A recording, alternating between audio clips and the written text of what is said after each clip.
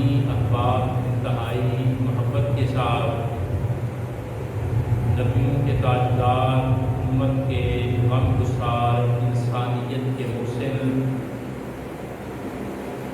دانائے سبل، ختم رسول، مولائے کل، ہادی برحق، نور مجسم، شفیع معظم، آقائے ہر دو عالم، احمد مجتبی جناب محمد مصطفیٰ صلی اللہ تعالی علیہ وآلہ وسلم کی پاک بارگاہ میں درود اور سلام کا نذرانہ پیش فرمائیں۔ الصلاۃ والسلام علیک یا رسول اللہ وعلی آلک واصحابک یا حبیب اللہ۔ الصلاۃ والسلام علیک یا رحمۃ للعالمین وعلی آلک واصحابک یا شفیع المذنبین۔ الصلاۃ والسلام علیک یا راحت العاشقین وعلی آلک واصحابک یا مراد المشتاقین۔ حاضرین محترم، جمعۃ المبارک کے انتہائی پاکیزہ، بابرکات اور روحانی لمحات کے اندر اللہ تعالیٰ کی توفیق سے ہم اس کے عاجز بندے اس کے گھر میں حاضر ہیں۔ خلوص دل سے اللہ تعالیٰ کی بارگاہ میں دعا ہے کہ وہ ہم سب کی حاضری کو قبول فرما کر ہمارا دین اور دنیا دونوں بہتر فرمائے، آمین ثم آمین۔ اللہ تعالیٰ ہماری مشکلات کو آسانیوں میں تبدیل فرمائے۔ حاضرین محترم، گزشتہ جمعۃ المبارک کے موقع پر اس ناچیز نے آپ کی خدمت میں کچھ باتیں عرض کی تھیں جن کا تعلق اولیاء کرام اور علماء سے تھا، جن کی خدمات، جن کے کارنامے ہمارے لیے رہنمائی بھی رکھتے ہیں اور باعث فخر بھی ہیں۔ میں نے عرض کیا تھا کہ سفر کا مہینہ، اس میں بے شمار ہمارے اولیاء کرام کے عرس مبارک ہیں، وصال مبارک ہیں، تو ہم یہ مناسب سمجھتے ہیں کہ اس مناسبت سے ان کا تعارف، ان کے کارنامے، ان کی خدمات آپ کے سامنے رکھ کر آپ کو واقفیت دلائی جائے کہ ہمارے پیچھے کتنے عظیم لوگوں کی خدمات ہیں، ان کے کارنامے ہیں، ان کی تعلیمات ہیں۔ تو قرآن مجید کی جو آیت مبارکہ خطبہ کے اندر میں نے تلاوت کرنے کا شرف حاصل کیا ہے، اس کا ترجمہ اور تشریح آپ کی خدمت میں عرض کرتا ہوں۔ اللہ تعالیٰ نے قرآن مجید میں ارشاد فرمایا، انما یخشی اللہ، فرمایا اللہ سے ڈرتے ہیں، من عبادے، ہی اس کے بندوں میں سے، العلماء، علم والے۔ بڑا آسان سا ترجمہ ہے کہ بے شک اللہ سے، اللہ کے بندوں میں سے علم والے اللہ سے ڈرتے ہیں۔ یہ وہ حقیقت ہے جس کو خود اللہ نے بیان کیا ہے۔ فرمایا کہ جس کے پاس علم ہوگا تعلیم ہوگی، علم کا نور ہوگا، اسے پتا چلے گا کہ اللہ سے ڈرنا کیسے ہے۔ اگر آدمی کے پاس علم نہیں تو وہ اللہ سے بھی کما حق ڈر نہیں سکتا۔ اللہ کا ڈر اور خشیت جو ہے وہ کما حق، اس کا اعزاز ان لوگوں کو حاصل ہوتا ہے جن کے پاس اللہ نے علم عطا کر رکھا ہوتا ہے۔ فرمایا انما یخشی اللہ، اللہ سے ڈرتے ہیں من عبادہ ہی، اس کے بندوں میں سے العلماء، علم والے۔ وہ علم کی روشنی میں، علم کے نور کی وجہ سے اپنے دل میں خدا کا ڈر رکھتے ہیں، خوف رکھتے ہیں، خشیت الہی رکھتے ہیں۔ اور اللہ نے اس حقیقت کو بیان کر دیا کہ علم کے بغیر میری خشیت، میرا ڈر، اس کا حاصل ہونا ممکن نہیں۔ اور دوسرے مقام پر فرمایا والذین اوتوا العلم درجات، فرمایا یہ جو درجے دیے جاتے ہیں، منصب دیے جاتے ہیں، عہدے دیے جاتے ہیں، شانیں دی جاتی ہیں، فرمایا تمہارے رب کا یہ قانون ہے کہ منصب، عہدہ اور شان جو دی جاتی ہے وہ بھی عام آدمی کو نہیں دی جاتی، علم والے کو دی جاتی ہے۔ یہ دو قرآن مجید کے مقامات سے میں نے آپ کے سامنے بات رکھی ہے۔ پہلی بات یہ رکھی ہے کہ علم والے اللہ سے ڈرنے کا اعزاز پا جاتے ہیں۔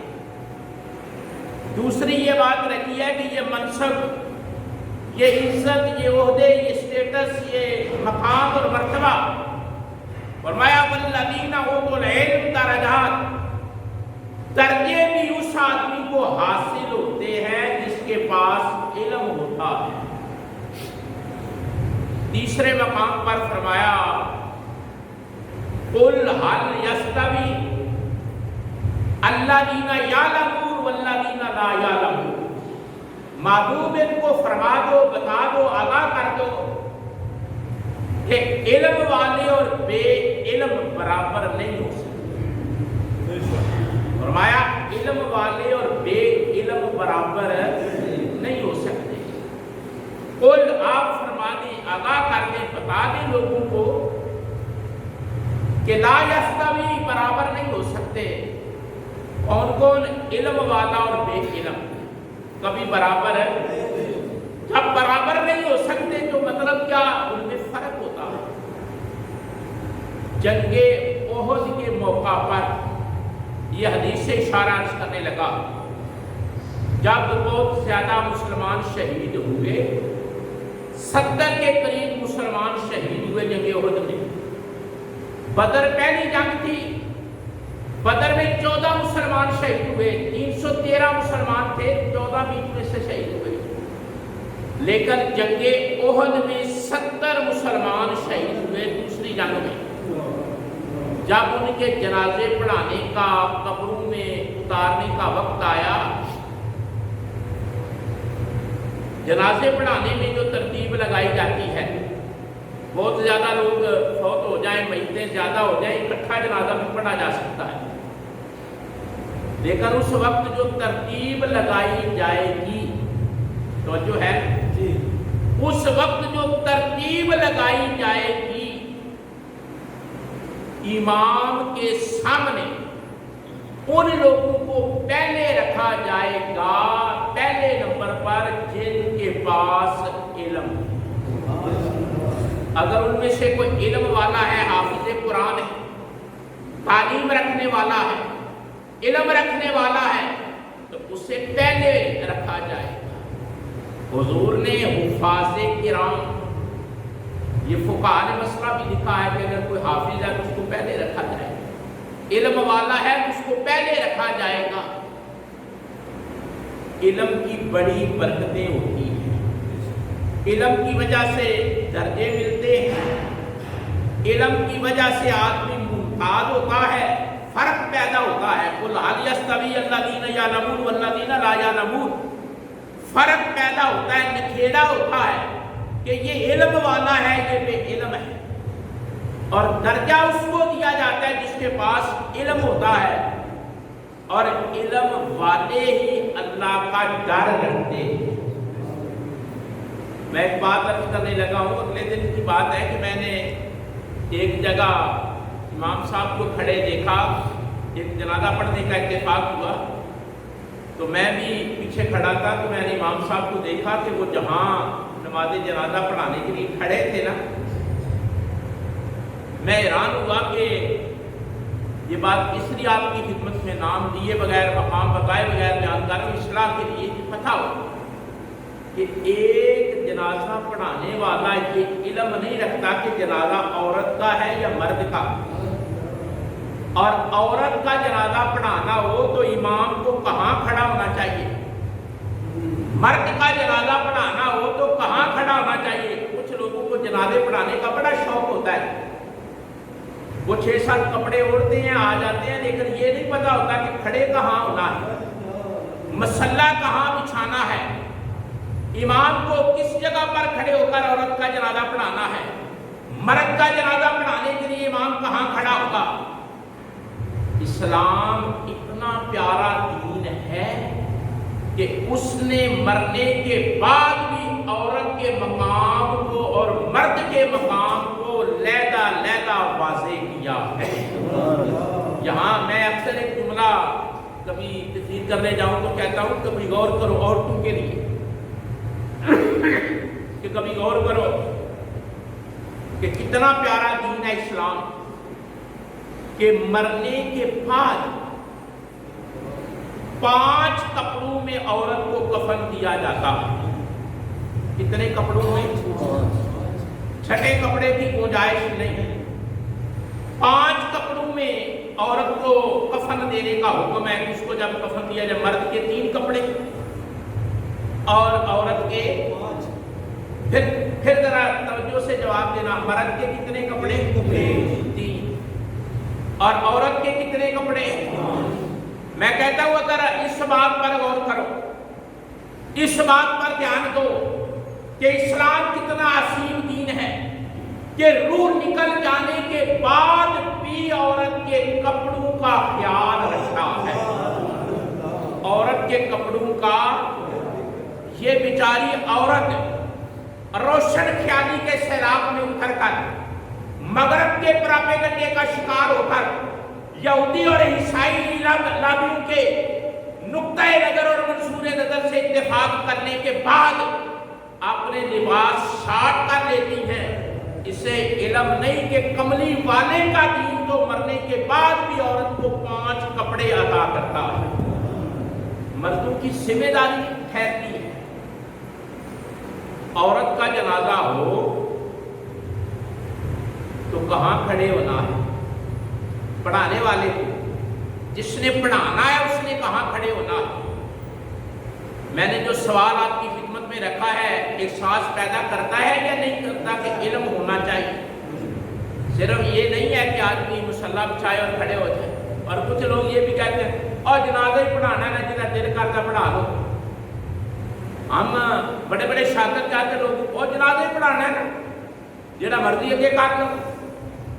جناب پڑھانے والے کو یہ بھی تو علم ہو کھڑے کہاں ہونا ہے, کس مسلح پر کھڑے ہو کر میں نے پڑھانا ہے. عورت کا جنازہ پڑھانے کے لیے امام کو عورت کے سینے سے ہٹ کر نیچے کی طرف کھڑا ہونا ہوتا ہے, سینے سے تھوڑا سا ہٹ کر کھڑا ہونا ہوتا ہے. اور مرد کے جنازے کے لیے وہ سینے کے سامنے بھی کھڑا ہو سکتا ہے. یہ فرق اسلام رکھ رہا ہے, یہ علم اسلام عطا کر رہا ہے, یہ حیثیت اسلام دے رہا ہے کہ مرنے کے بعد بھی عورت کے پردے اور شرم و حیا. حضرت خاتون جنت نے اس لیے فرمایا تھا, فرمایا جب میں فوت ہو جاؤں تو میری میت کو کھجور کے پتوں کے نیچے دبا کر رکھنا، چھپا کر رکھنا، تاکہ کسی کو میرے جسم کے موجود ہونے کا احساس نہ ہو میں نبی کی بیٹی ہوں، میں نبی کی بس۔ اور رات کو میرا جنازہ پڑھانا، رات کی تاریکی میں میرا جنازہ پڑھانا، اور کھجوروں کا چھتا اوپر بنانا تاکہ میری میت سے وجود کا احساس نہ ہو۔ میں آپ کی خدمت میں یہ باتیں اس لیے عرض کر رہا ہوں کہ ہم اس دین کے پیروکار ہیں، اس نبی اور رسول کے پیروکار ہیں جس نے جینے کا طریقہ بھی سکھایا ہے، جس نے مرنے کا طریقہ بھی سکھایا ہے۔ کہو سبحان اللہ۔ جینے کا طریقہ بھی سکھاتا ہے اور مرنے کا طریقہ بھی سکھاتا ہے۔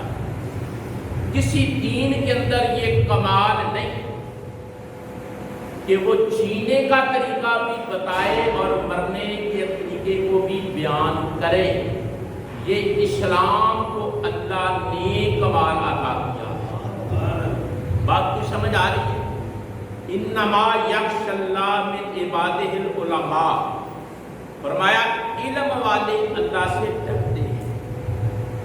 اللہ کا ڈر ایسی چیز ہے کہ علم والوں کو حاصل ہوتا ہے۔ جو لوگ پابندی سے جمعہ پڑھنے کے لیے جاتے ہیں یا آتے ہیں، کہیں اور جاتے ہیں تب، یہاں آتے ہیں تب، جب وہ پابندی سے جمعہ پڑھتے رہتے ہیں تو اللہ ان کو زیور علم سے مالا مال کر دیتا ہے۔ ہم لوگ اس کو سمجھتے نہیں، ہم کہتے ہیں ہم اس وقت جائیں گے کہ بالکل خطبہ تیار ہوگا، جمعہ ہی پڑھنا ہے نا جی، نماز ہی پڑھنی ہے نا۔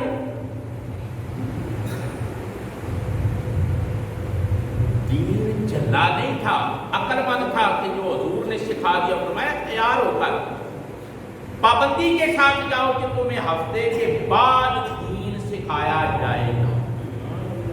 اگر جمعے پر دین نہیں سکھایا جاتا تو وہ خطیب صاحب اپنی ذمہ داری سے واقف نہیں، انہیں علم نہیں کہ میری ذمہ داری کیا۔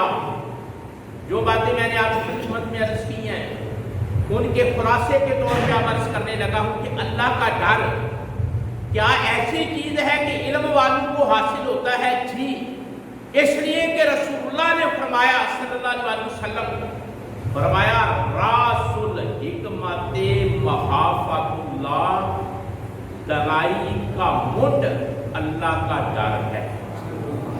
اللہ کا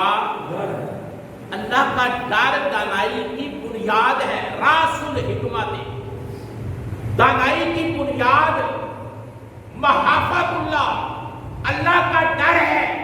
جسے اللہ سے ڈرنا نہیں آتا اسے دانا اور سیانا ہونا نہیں آتا، اور جو کہے میں سیانا ہوں اور اللہ سے ڈرتا نہیں وہ جھوٹ بولتا ہے۔ سچا وہ ہے جو رب سے ڈرتا ہے اور پھر کہے رب نے کرم کیا ہے، مجھے عقل کی دولت عطا کی۔ اس لیے ہم ان سیانوں کو سیانے نہیں سمجھتے، ان سیانوں کو ہم سیانے، ہم انہیں نیانے سمجھتے ہیں جنہیں رب سے ڈرنا نہیں آتا۔ ایک درویش آدمی بیٹھے تھے، مثال عرض کر کے آگے جانا چاہتا ہوں۔ درویش آدمی بیٹھے تھے، ایک آدمی آیا، اس نے کہا جناب طبیعت ٹھیک ہے؟ آپ نے فرمایا ٹھیک ہے، تھوڑا سا بخار ہے، فلاں مرض ہے۔ فرمانے لگے فلاں آدمی ہے بڑا سیانا، اس سے دوائی لو۔ آپ نے فرمایا کدھر رہتا ہے، کون ہے؟ وہ آدمی کہنے لگا جناب ہے تو عیسائی، ہے سیانا۔ آپ نے فرمایا میں نے اس سے دوائی نہیں لینی، عیسائی اور سیانا ہے۔ کہنے لگا جناب اس کی بڑی شہرت ہے، نبض دیکھ کر مرض بتا دیتا ہے، چہرہ دیکھ کر بیماری بتا دیتا ہے۔ وہ درویش آدمی فرمانے لگے اور چلے سیانا ہوتا تو اللہ کے آخری رسول کا کلمہ پڑھ لیتا، سیانا ہوتا تو اللہ کے رسول کا کلمہ، اللہ کے رسول کائنات میں آ گئے ہیں، آخری پیغمبر جلوہ ہو گئے ہیں، آخری رسول آنے کے بعد جو کسی اور نبی کا پیروکار رہتا ہے وہ سیانا نہیں۔ جب حضور آ گئے، نبی کے سردار اور امام آ گئے، اب ہر انسان کی ذمہ داری ہے کہ ان کا کلمہ پڑھے اور سیانا بن جائے. کلمہ پڑھ کر، حضور کا کلمہ پڑھ کر سیانا. راس الحکمت وحافظ اللہ فرمایا دانائی کی بنیاد، توجہ ہے، دانائی کی بنیاد اللہ کا ڈر ہے. جو بات میں آپ تک پہنچانا چاہتا ہوں نا، جو اللہ سے نہیں ڈرتا اس کی مونچھیں بے شک بڑی ہو. جو اللہ سے نہیں ڈرتا اس کی گاڑی بے شک بڑی ہو. جو اللہ سے نہیں ڈرتا اس کے پاس پیسہ بڑا ہو. جو اللہ سے نہیں ڈرتا اس کی کوٹھی بڑی عالی شان ہو. جو اللہ سے نہیں ڈرتا وہ پولیس کے گارڈوں کے درمیان زندگی گزارتا ہو، وہ سیانا نہیں. اللہ کے نبی نے فرمایا سیانا وہ ہے جو رب سے ڈر کر زندگی گزارتا ہے. رب سے ڈر کر زندگی. ہم لوگ بھی دھوکے میں رہتے ہیں. ہم سیانا اسے سمجھتے ہیں جسے وضو کرنا بھی نہیں آتا. ہم سیانا اسے سمجھتے ہیں جس نے کبھی نماز نہیں پڑھی. ہم سیانا اسے سمجھتے ہیں جسے مسجد کا منہ دیکھنا نصیب نہیں ہوتا. ہم سیانا اسے سمجھتے ہیں جو دن میں 100 جھوٹ سے کم نہیں بولتا. میرے بھائیوں، میرے بزرگوں، بڑے درد سے عرض کروں، سیانا وہ ہے جو رب کے سامنے جھکتا ہے اور رسول اللہ کے طریقے پر چلتا ہے. اگر کوئی ایسا نہیں کرتا تو وہ سیانا نہیں ہے.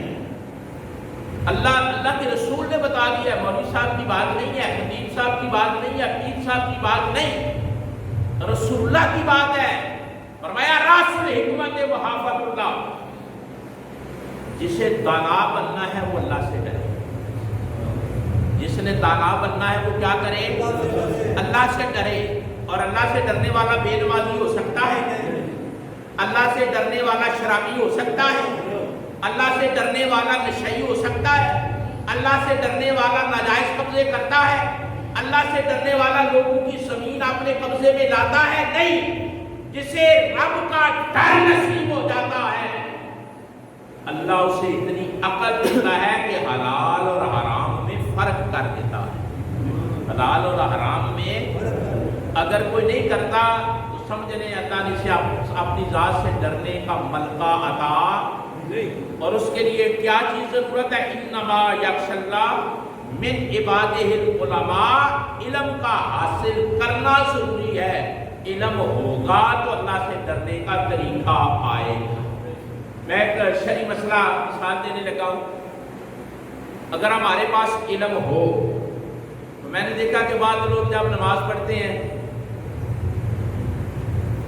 تو وہ اپنے بازو جو ہے وہ مولڈ کر لیتے ہیں، فولڈ کر لیتے ہیں، اندر کو کر لیتے ہیں. بعض لوگ پینٹ والوں کو دیکھا ہے کہ وہ اپنی پینٹ کو اندر کی طرف موڑ لیتے ہیں. کبھی آپ نے بھی دیکھا کسی نوجوان پینٹ والے کو، نمازی کو، کہ وہ نماز پڑھتے ہوئے اپنی پینٹ کو نیچے سے اوپر کی طرف فولڈ کر لیتا ہے. ایسا ہوتا ہے. اگر اس کے پاس علم ہو، رسول اللہ کے دین کو اس نے کہیں سے سیکھا ہو اور مسلمان ہو کر اسے یہ خبر ہو کہ میرے نبی نے حالت نماز میں اپنے لباس کو موڑ کر، فولڈ کر کے، مولڈ کر کے نماز پڑھنے سے منع فرمایا ہے، یہ اسے کب پتہ چلے گا؟ اور میں نے دیکھا ہے کہ وہ پینٹ والا جب اپنی پینٹ کو اوپر کی طرف چڑھاتا ہے نا تو اپنے آپ کو بڑا فنیہا سمجھتا ہے کہ میں نماز کے پورے آداب پورے کر رہا ہوں. اسے پتہ نہیں یہ عمل مکروہ ہے. یہ عمل مکروہ ہے. یہ مثالیں میں اس لیے دے رہا ہوں کہ احساس پیدا ہو، فکر پیدا ہو، اندر تڑپ پیدا ہو، ایک لگن لگے کہ مجھے تو نماز پڑھنے کا طریقہ سیکھنا چاہیے، مجھے اپنے دین کی بنیادی باتوں کو سیکھنا چاہیے اور مجھے پتہ ہونا چاہیے کہ نماز میں ہاتھ کہاں باندھنے ہیں، ہاتھوں کو کیسے رکھنا ہے، اپنے بازو کو کیسے اوپر چڑھانا ہے یا نہیں چڑھانا، اپنے لباس کو اوپر کی طرف چڑھانا ہے یا نہیں چڑھانا، اپنے بٹنوں کو بند کرنا ہے یا نہیں کرنا. اور اللہ اکبر کہتے ہوئے میں نے کیا آگے کی طرف جانا ہے، پھر کیا کرنا ہے، لوٹنا ہے، پھر کیا کرنا ہے. ان باتوں کا علم حاصل کرنا ایک مسلمان کے لیے ضروری ہے۔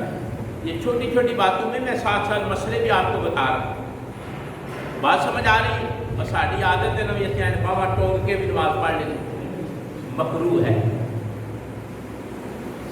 لباس کا کوئی حصہ آپ دورہ کرتے ہیں تو نماز مکروہ ہو جاتی ہے۔ تو سمجھ آ رہی ہے کہ دین سیکھنا ضروری ہے یا نہیں؟ ضروری ہے۔ اب میں ایک ایسے آدمی کا تذکرہ کرنے لگا ہوں جس کے بارے میں حضرت اقبال نے فرمایا کہ برے صغیر میں ان سا بڑا عالم میں نے نہیں دیکھا۔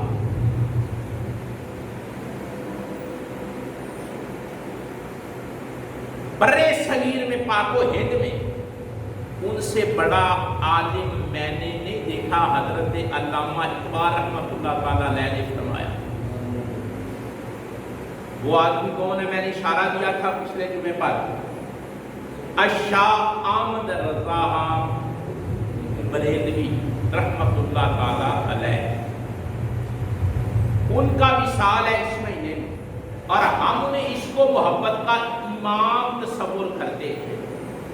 ایک بات میں نے ایک شعر آپ کو سنایا تھا، شاید علامہ صاحب بیٹھے کسی کو یاد ہو، انہوں نے حضور کے چیر نکالنے پر شعر کہا۔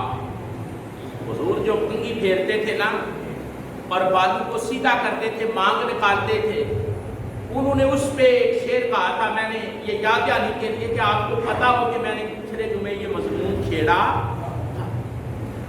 انہوں نے اس پہ بڑا خوبصورت شعر کہا تھا، اور میں آپ کی خدمت میں عرض کرنے لگا ہوں کہ کراچی یونیورسٹی سے ایک سالانہ نمبر شائع ہوا امام احمد رضا فاضل بریلوی پر، اور اس نمبر میں ڈاکٹر مجید قادری صاحب پی ایچ ڈی اسکالر ہے وہاں، انہوں نے ایک ریسرچ لکھی کہ 200 سے زیادہ علوم امام احمد رضا کو حاصل تھے۔ کتنے؟ یعنی یہ ڈاکٹر مجید کی پی ایچ ڈی اسکالر ہیں، معارف رضا رسالہ نکلتا ہے گولڈن جوبلی کے موقع پہ انہوں نے یہ شائع کیا، اس میں انہوں نے اپنی ریسرچ لکھی ہے، کہتا ہے کہ 200 سے زیادہ علم رکھتے تھے۔ ہم جتنے لوگ یہاں بیٹھے ہیں صرف یہاں بیٹھے نہیں بلکہ اس پورے علاقے میں نہیں، پورے سرے میں نہیں، پورے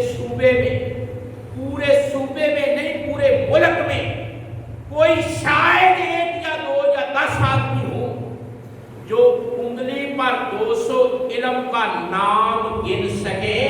اس آدمی کے علم کا عالم کیا ہوگا جس کو رب نے خود اتنے علم عطا کیے۔ یہ جتنے لوگ آپ بیٹھے ہیں نا، آپ تو عام آدمی ہیں نا، پبلک سے آپ کا تعلق ہے، علماء سے نہیں۔ عالم بھی 200 علم کا نام گنے تو صدی گم ہو جاتی ہے۔ کیا مقام تھا اس آدمی کو جس کو اللہ نے اتنا علم عطا کیا تھا؟ اتنے۔ اور میں ایک چھوٹی سی مثال دے کر بڑی خوبصورت پھر آپ کو مثال سناتا ہوں۔ انہوں نے 1000 کتاب لکھی ہے۔ کتنی؟ توجہ، کتنی؟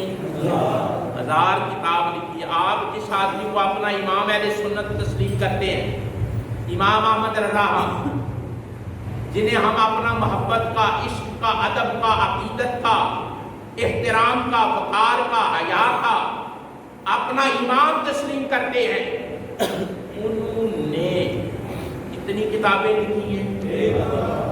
چلو آپ نے امام کا تو تعارف ہونا چاہیے، میں اس امام کی بات کر رہا ہوں جن کا لکھا ہوا سلام ہر جمعے کے بعد آپ پڑھتے ہیں، مصطفیٰ جان رحمت پہ لاکھوں سلام، جس سہانی گلی چمکا، میں اس امام کی بات کر رہا ہوں، امام احمد رضا فاضل بریلوی رحمت اللہ تعالیٰ علیہ کی۔ آپ نے جتنی کتابیں لکھی ہیں، قابل غور نکتہ، جتنی کتابیں لکھی ہیں، کتنی لکھی ہیں؟ ہر کتاب کا جو نام ہے، توجہ، ہر किताब का जो नाम है, उस नाम को पढ़कर पता चल जाता है कि ये किस साल लिखी गई, किस महीने लिखी गई, और इस किताब के अंदर इल्म कौन सा है। फिर तवज्जो करें, अभी नहीं, आपके दिल में बात नहीं उतरी। आपने अपनी जो किताब लिखी है, और किताबें कितनी लिखी हैं, हर किताब का नाम रखा, उस नाम की सेटिंग, उस नाम की तरतीब, उस नाम के हुरूफ ऐसे लिखे हैं कि अगर कोई इल्म वाला वो नाम पढ़े तो नाम पढ़कर पता चल जाता है कि किताब के अंदर इल्म कौन सा है और किस सन में लिखी गई थी, किस महीने में लिखी गई थी, कौन सा महीना था, कौन सा साल था, और कौन सा फन इस किताब में लिखा गया है। रूहे ज़मीन पर ये काम किसी और ने नहीं किया, इमाम अहमद रज़ा फाज़िल बरेलवी ने किया। अगर इल्म दोस्त लोग हों ना तो ये ज़्यादा मज़ा आता है बात। उनकी किताब को, आप सियाने आदमी हैं सारे, वैसे भी मैं दिल लगाकर समझाने का कायल हूँ, किताब को पढ़कर तारीख निकल आती है। जिन्हें हम अपना इमाम तस्वुर करते हैं, इमाम अहमद रज़ा फाज़िल बरेलवी रहमतुल्लाह ताला ने, जिन्होंने हमें इश्क का दरस दिया है, मोहब्बत का दरस दिया है। और मैंने वो शेर पढ़कर आपको सुल्तानुल वाइसीन का सुनाया था, बदमज़हबी से दूर किया, इश्क़ नबी का दरस दिया, ये एहसान है आला हज़रत का, कहो ला इलाहा इल्लल्लाह। मेरे इमाम ने इश्क का दरस दिया है।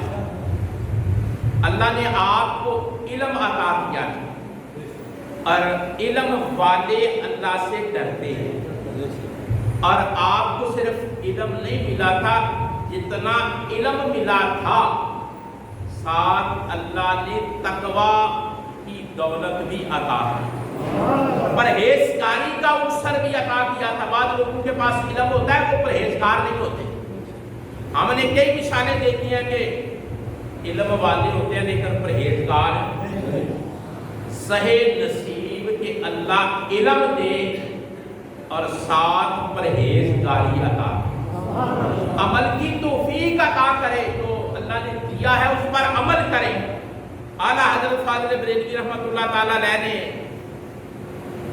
हर मैदान में बिलखुसूस नात गोई की ये नजरिया आम किया कि मैंने नात गोई कहीं और से नहीं सीखी, किताबुल्लाह यानी कुरान से सीखी। ये जो फिक्र है ना कि मैंने नात लिखने का तरीका, नात कहने का तरीका, सलीका, ये किसी दुनियादार से नहीं सीखा या किसी दुनिया की किताब से मैंने ये तरीका नहीं सीखा। आप फरमाते हैं कि मैंने नात कहने और नात लिखने और हुजूर का मकाम और मर्तबा बयान करने के लिए जो रंग और ढंग सीखा है वो रब के कुरान से सीखा है, रब के कुरान से सीखा है। ये मुनफरद नातें बड़े लोगों ने कही हैं, कहते रहेंगे, ये सिलसिला जारी रहेगा, एंडलेस सिलसिला है, कभी खत्म नहीं होगा। लेकिन ये दावा करना कि मैंने नात गोई कुरान से सीखी है, ये वो आदमी कर सकता है जिस पर अल्लाह ने कुरान के इल्म के दरवाजे खोले। अगर ये दरवाज़ा ना खुला हो, मैं शायद आपको बताया था, नहीं बताया तो बता हो जाएगा, अगर बताया तो दोहराई हो जाएगी। इमाम जलालुद्दीन सुयूती फरमाते हैं कि मैंने कुरान मजीद से 1,70,101 इल्म सीखा है। लामा जलालुद्दीन सुयूती फरमाते हैं कि मैंने कुरान मजीद में इल्मी बातें जो है ना 1,70,101 70,101, یعنی دیکھو کتنی باریکی سے کام دیا ہے. کہا 1,00,000، پھر کہا 70,000، پھر کہا 101. یعنی انہوں نے جو قرآن مجید سے علم کی باتیں، اسرار، حقائق، رموز، معرفت، احکام، مسائل، تشریح، توضیح، تفہیم حاصل کی، تو فرمایا لوگوں یاد رکھو 1,70,101 چیز مجھے قرآن سے بطور علم ملی ہے. میں آپ سے بات عرض کرنا چاہتا ہوں کہ اگر 9.5 صدیاں بعد پیدا ہونے والا عالم قرآن سے اتنا علم حاصل کرتا ہے تو آمینہ کا لال جس کے سینے پر قرآن نازل ہوا اس کے علم کا عالم کیا ہوگا.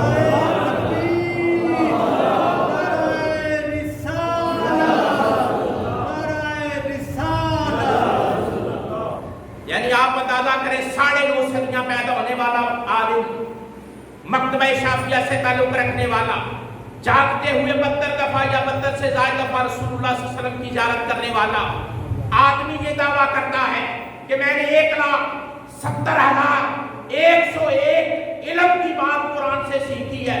تو جس نبی کے سینے پر اللہ نے قرآن نازل کیا ہے، جس کے لیے قرآن نازل کیا ہے، اور جس کو قرآن سکھایا ہے، اور جس کو قرآن سمجھایا ہے، اس نبی کے علم کا عالم کیا ہوگا.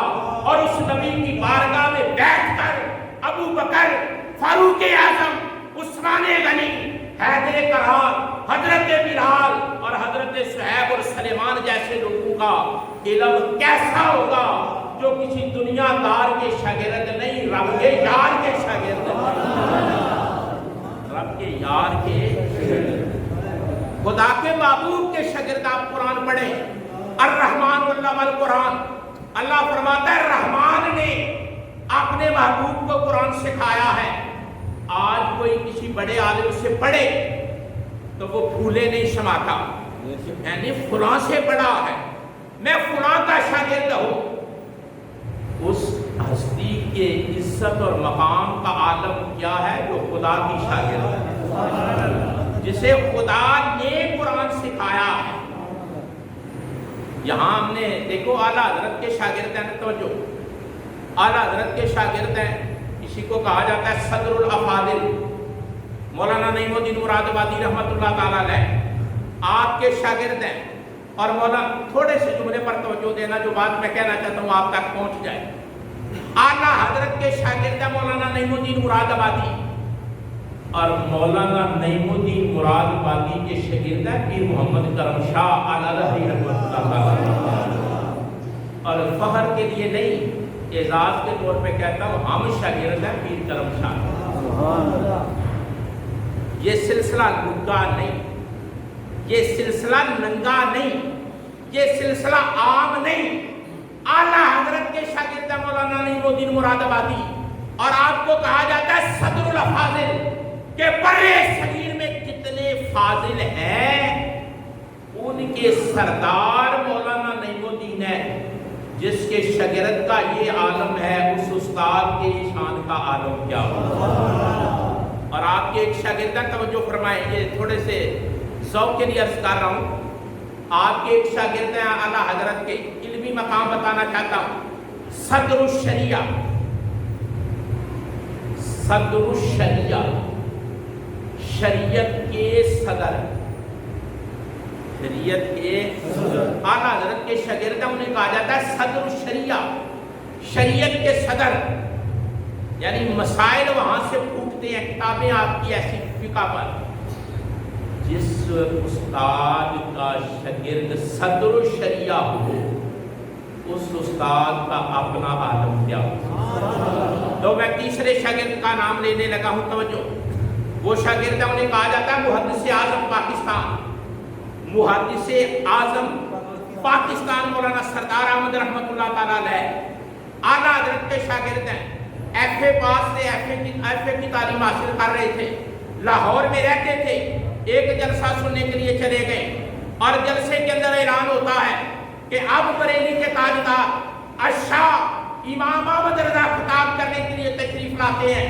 ये 12वीं क्लास में पढ़ने वाला तालिब इल्म, परदेश काट कर लाहौर में रहने वाला एक आम तालिब इल्म जलसे के अंदर बैठा होता है, ऐलान होता है कि इमाम अहमद रजा बरेली वाले खिताब करने के लिए तशरीफ फरमा है।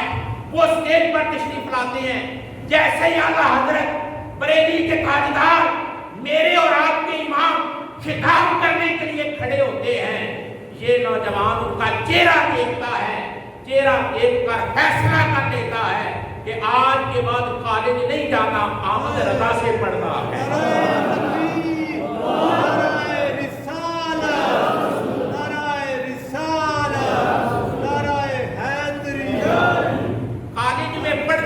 बच्चा तवज्जो करना, अब जो बातें मैं अर्ज करूंगा उन पे तवज्जो करना।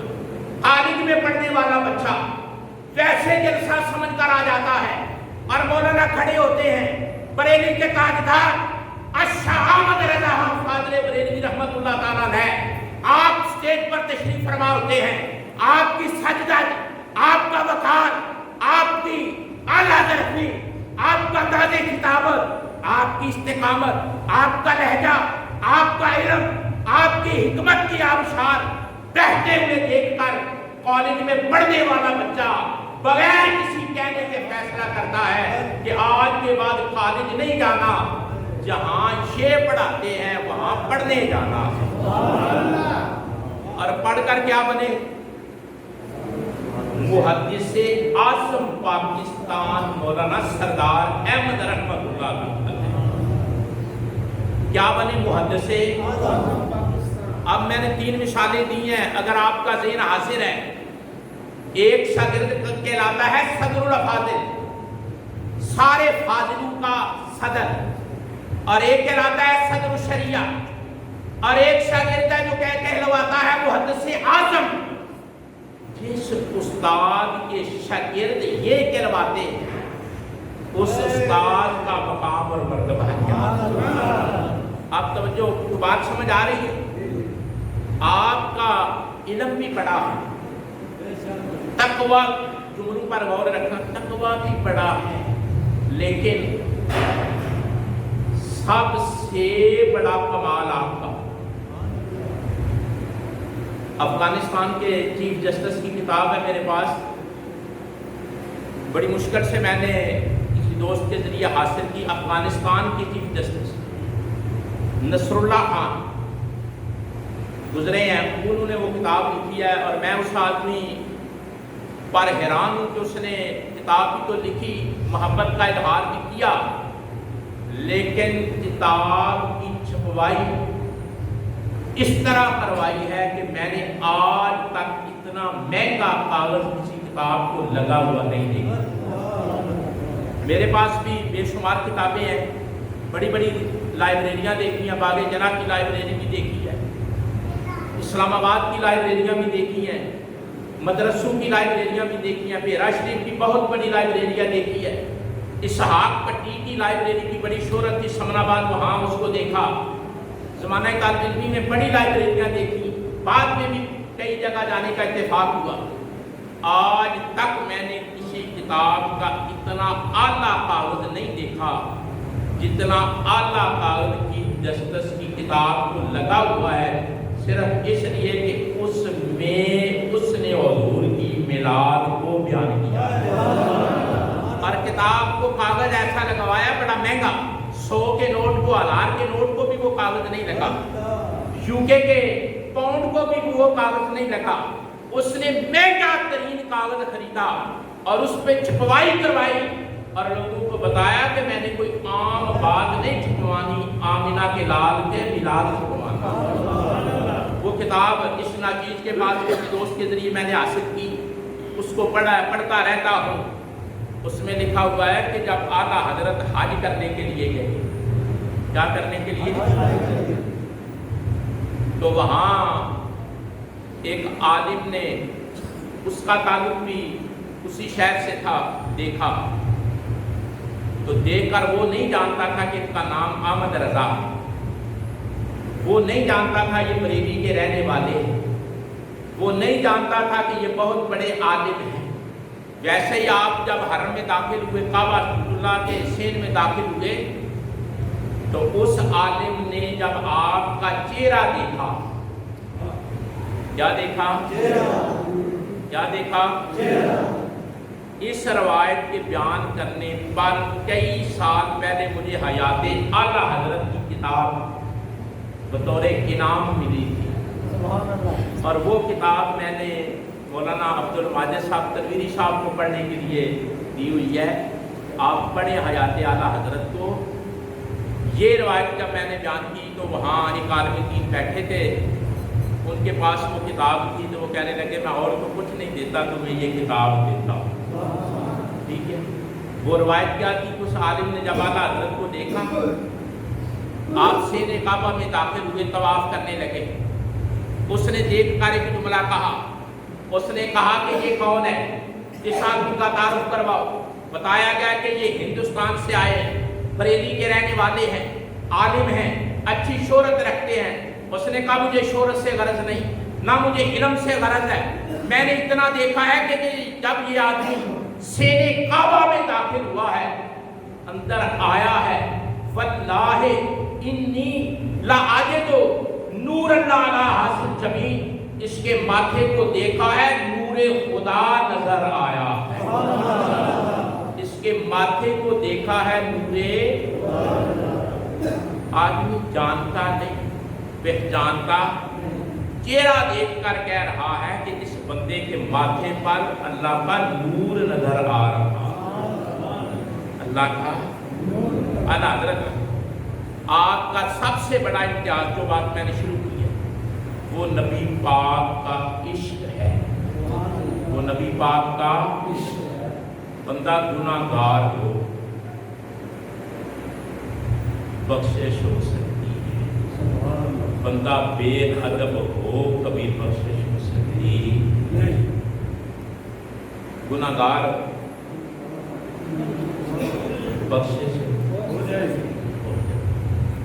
اس نیت پر گناہ کرنا حرام ہے کہ بخشش ہو جائے، ویسے ہو گیا گناہ بخشش ہو جائے۔ لیکن اگر بندے نے بے ادبی کی، گستاخی کی، اور اپنا ذہن گستاخی اور بے ادبی والا بنا کر رکھا، اس آدمی کی کبھی بخشش نہیں۔ امیر المجاہدین فرمایا کرتے تھے وفادار ہو، کون ہو؟ وفادار ہو، گناہ گار بھی ہو تو بخشا جائے گا، غدار ہو، پرہیزگار بھی ہو، اللہ اسے بخشش عطا۔ اعلیٰ حضرت فاضل بریلوی رحمۃ اللہ تعالیٰ علیہ کا سب سے بڑا جو کارنامہ ہے وہ یہ ہے، انہوں نے اپنے دور میں حضور کا ادب سکھایا، اہل بیت کا ادب سکھایا، صحابہ کرام کا ادب سکھایا، اللہ کے ولیوں کا ادب سکھایا، ماں باپ کا ادب سکھایا۔ چلو میں آپ کی خدمت میں وقت کے دامن میں اب گنجائش نہیں رہی، وہ لمبی بات نہیں چھیڑتے۔ ایک شاعر حاضر، کون حاضر ہوا؟ شاعر، اور آ کر کہنے لگا حضرت میں نے شعر لکھا ہے، اس کی اصلاح کر دیں۔ یعنی آپ صرف شعر کہتے نہیں تھے، شاعروں کی سوچ کے قبلے درست کرتے تھے۔ نہیں سمجھ آئی بات؟ اگر ذوق نہیں ہو تو یہ گہری بات ہے۔ صرف شاعر نہیں تھے، شاعروں کے قبلے درست کرتے تھے۔ ایک شاعر آیا، اس نے آ کر کہا، میں نے اس سے بڑا فخر تھا کہ یہ شعر میں نے بڑے لیول کا کہا، اور جا کر اصلاح کے معنی آیا کہ اصلاح کرواتا ہوں۔ آپ نے فرمایا کون سا شعر لکھا ہے؟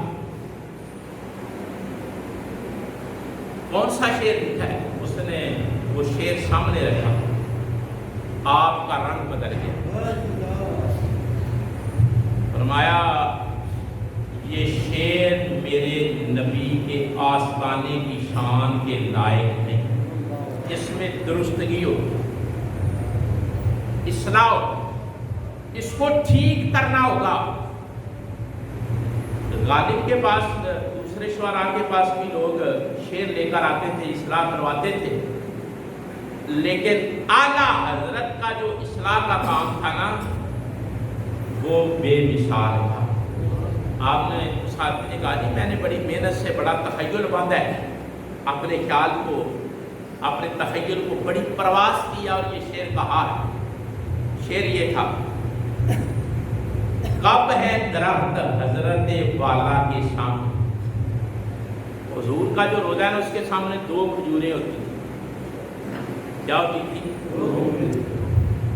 کیا ہوتی تھی؟ کبھی کسی دور میں مدینے کی کھجوروں پر شاعری ہوتی، مدینے دیا کھجوراں دیا گلاں ہوئی سے، ٹھیک ہے، 2 کھجوریں تھی مدینہ شریف کی حضور کے روزے کے سامنے وہاں مسجد نبوی میں۔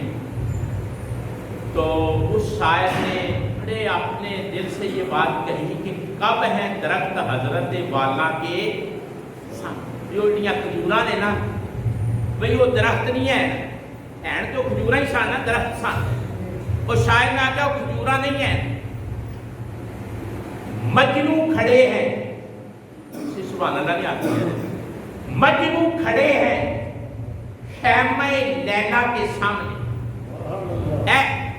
اے شیر اس شاعر کا سی، دلوں نے حد کر چھڑی سی، میں کام والی بدلے تو سارے نے سمجھ آ جائے، دلوں نے حد کر چھڑی سی کہ انہیں آکھا کہ وہ کھجوراں نہیں، این تے کھجوراں ہی سن، لیکن اپنا انہیں تخیل توڑایا، آکھا کب ہے درخت حضرت والا کے سامنے، مجنون کھڑا ہے خیمہ لیلا کے سامنے۔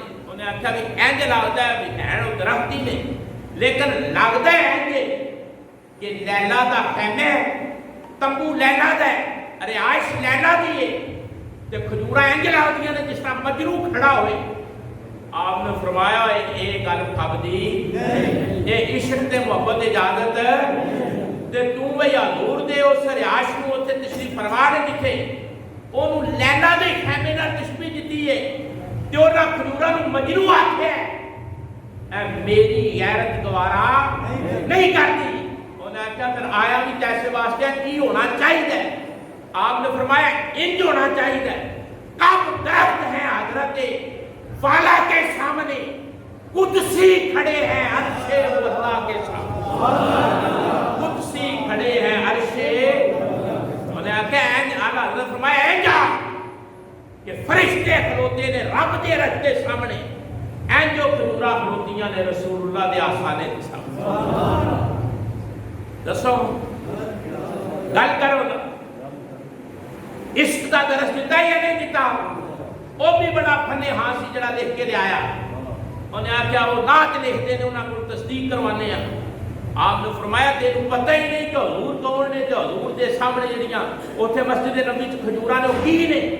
فرمایا قدسی کھڑے ہیں عرش مولا کے سامنے، عرش مولا کے سامنے فرشتے جس طرح کھلوتے نے نا، یہ کھجوراں رسول اللہ دے آسانے دے کھلوتے۔ اے انداز محبت سکھان والے بندے دا نام امام احمد رضا ہے۔ سمجھ آئی جی گل دی؟ اے کئی پاگلاں نوں جاہل پتہ ہی نہیں کہ امام احمد رضا کون نے، وہ پہ آکر دیکھو نا جی، وہ دیکھو نا جی۔ آپ کی طبیعت بڑی سخت سی، کدے چ سرکار کی ذات کے حوالے نہ کسی ذرا بھی ایلی میلی گل کیتی ہے؟ آپ اسے میرے قلم چک کے لکھ دے سن جنہیں سرکار دے بارے میری گل کی وہ کافر ہے، وہ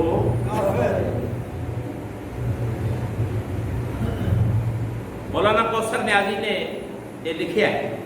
اے جڑے تسی پرانے بندے ہو، مولانا کوثر نیازی نے شاید جان دے ہو، بڑی اس بندے ترقی کی سی، لائبریری جو دی بڑی بڑی سی، ماڑے جے گھر تو اٹھ کے وزارت تک گیا، میں وہ سفر نامے بھی پڑھیا، وہ کتابوں بھی پڑھیا، وہ گفتگو بھی سنی، دیکھا تک کیا بالیا آگے بھی گل تو میں سنائی۔ انہاں لکھیا ہے کہ طبیعت جڑی ہے سختی سی نا، سرا بھی روا ساری گل بھی سرکار دے بارے کی ایتھے جڑے پیر آندے نے نا، आंदे ने लाला नाराज हो जाना है, पिंड का चौधरी नाराज हो जाना है, लंबड़ नाराज हो जाने ने, और फलाने नवाब नाराज हो जाने ने, फलाने चौधरी नाराज हो जाने ने।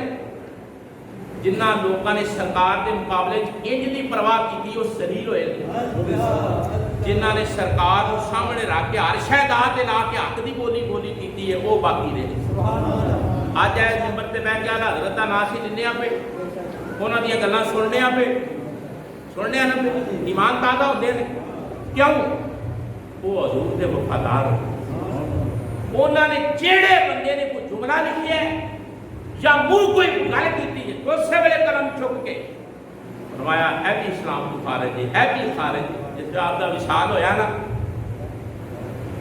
बड़े बड़े जिन्होंने आपने काफिर आखिया सी ना, वो रोए ते आख्या इन्ना लिल्लाहि व इन्ना इलैहि राजिऊन। आशिक़े रसूल गया, आख्या जी तुहानू तो उन्हें काफिर आखे, आख्या जेड़े इश्क के मकाम ते ओ सन, जेड़ी मुहब्बत रसूल उन्होंने दिल विच सी, सरकार का इश्क ते अदब उन्होंने हासिल सी, वो सानू ना ना आखदे, आपे हो जाते। वो आपू बच गए ने ते सानू आखे, आपे बच गए ने ते वक्त हो गया। ये मजमून जे मुकना नहीं, कुछ गल्लां जरूरी ने आप दे बारे तुहानू दसनियां। वो आइंदा भी मेरी जिहड़ियां गल्लां होणियां ने उन्हां दा ताल्लुक भी इलम नाल ही होना है।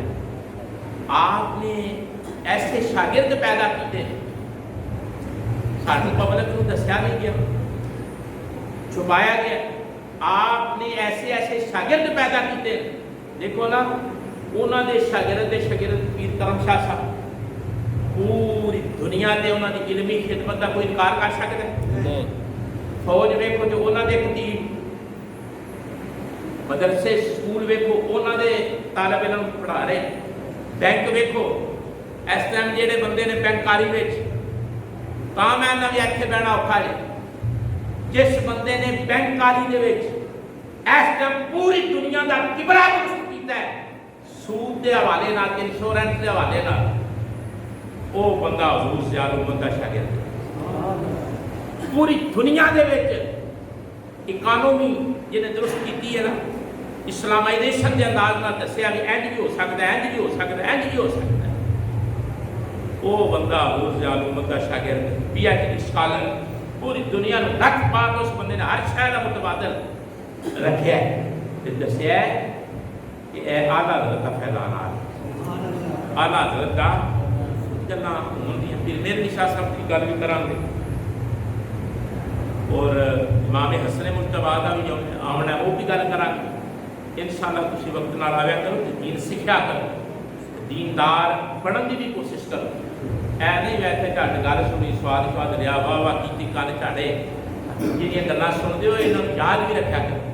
हजूर ने फरमाया जिन्हें दीन की गल मेरी गल सुनी फिर उन्होंने याद रखा, फिर अगे दसिया फरमाया दिन क़यामत ते उहदा चेहरा गुलाब दे फुल दी तरह हो।